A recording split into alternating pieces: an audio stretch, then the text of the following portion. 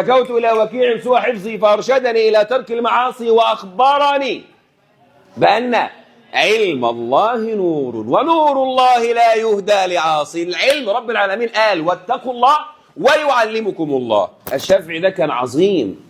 كان الشافعي ده بيحط ايده على الصفحة دي، هو بيحفظ الصفحة دي علشان هو بيقرأ هنا، لو قرأ كلمة من هنا بيدخلوا في بعض.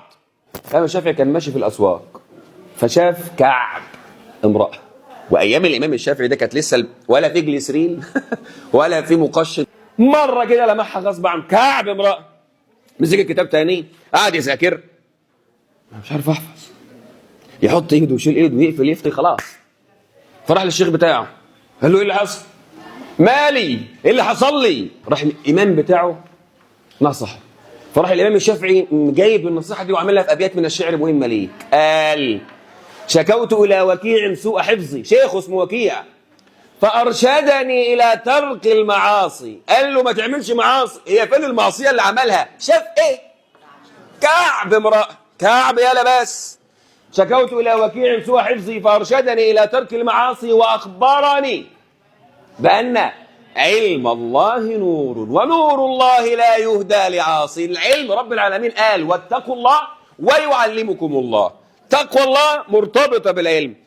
كان في راجل في الصحراء مشي فترة في الصحراء، ما لقاش غير بئر، والبئر ده المية اللي فيه وحشة، فشرب منها. أول مرة قرف، تاني مرة تعود شوية، تالت مرة سنة قاعد بيشرب من القرف ده. رحنا جايبين له ازازه ميه معدنيه وقلنا له اتفضل اشرب. شرب الميه المعدنيه قال ايه القرف ده؟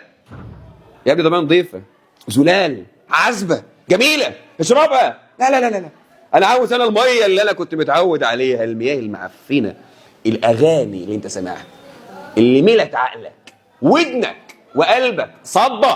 فلما اجي اديك معلومه مفيش. ليه مفيش؟ اسلام كابونجا هنا، في يالا جوه هنا عصام صاصه.